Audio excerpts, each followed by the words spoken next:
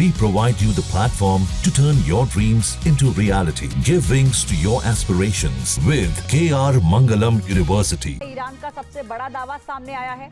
Israel के 2 F-16 विमान को मार गिराने का दावा ये ईरान की ओर से किया जा रहा है।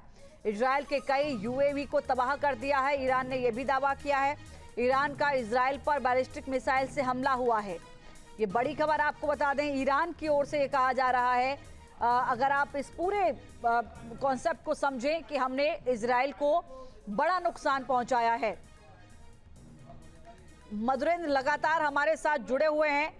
मधुरेंद्र, जिस तरीके से इजराइल ने हमला किया उसमें साफ तौर पर सैन्य अड्डे, सेना प्रमुख की मौत, स्पेशल फोर्स चीफ और 2 परमाणु वैज्ञानिकों के साथ तमाम टॉप कमांडर्स को ढेर कर देना ये बताता था कि इजराइल का जो ऑपरेशन था वो काफी लंबे समय से उसकी तैयारी की जा रही थी और इजराइल सटीक और सफल ऑपरेशन के लिए ही जाना जाता है। ताकतवर खुफिया एजेंसी मोसाद जिसके पास है, क्या इन तमाम रणनीति के ऑपरेशंस के आगे ईरान जो कह रहा है कि नहीं हमने बहुत बड़ा हमला किया है, हम बदला लेंगे, कहीं ठहरता हुआ नजर आएगा, चाहे बैक सपोर्ट रूस या चीन कहीं से भी मिले?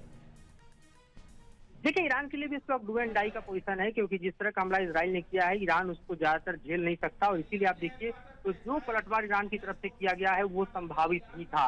इससे पहले हम देखें तो इजराइल के हमले में न सिर्फ टॉप कमांडर्स मारे गए बल्कि ईरान के न्यूक्लियर साइंटिस्ट मारे गए।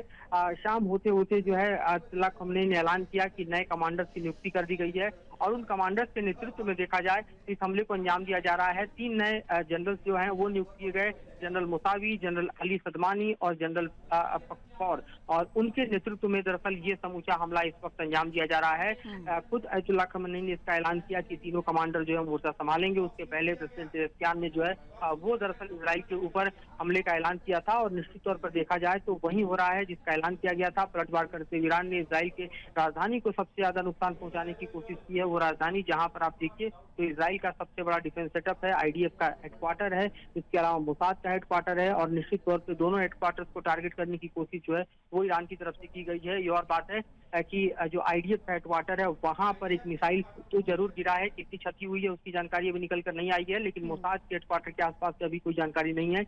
लगातार हम देख रहे हैं कि आसमान जो है वो इजराइल का पूरी तरह से आप देखिए तो दरअसल लाल दिखाई दे रहा है और ये इस वक्त की परिस्थिति है जिससे जूझता हुआ इजराइल हम देखें तो ईरान के हमले के बीच खड़ा है।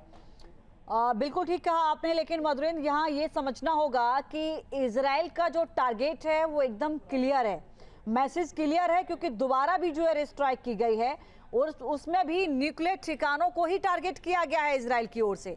तो ये मैसेज लगातार ईरान को दिया जा रहा है कि जिस बात के लिए अमेरिका भी ईरान को समझा रहा था और इजराइल भी जिसका विरोध कर रहा था कि ईरान को परमाणु शक्ति संपन्न देश नहीं बनने देना है, इस बात का विरोध है और इस पर ईरान को पीछे हटना होगा। जहां भक्ति है हर शब्द में, कथाओं में छुपे हैं दिव्य रहस्य और ज्योतिष देता है जीवन को दिशा। धर्म से जुड़ी हर बातों को जानने के लिए हमारे चैनल स्तुति को सब्सक्राइब करें।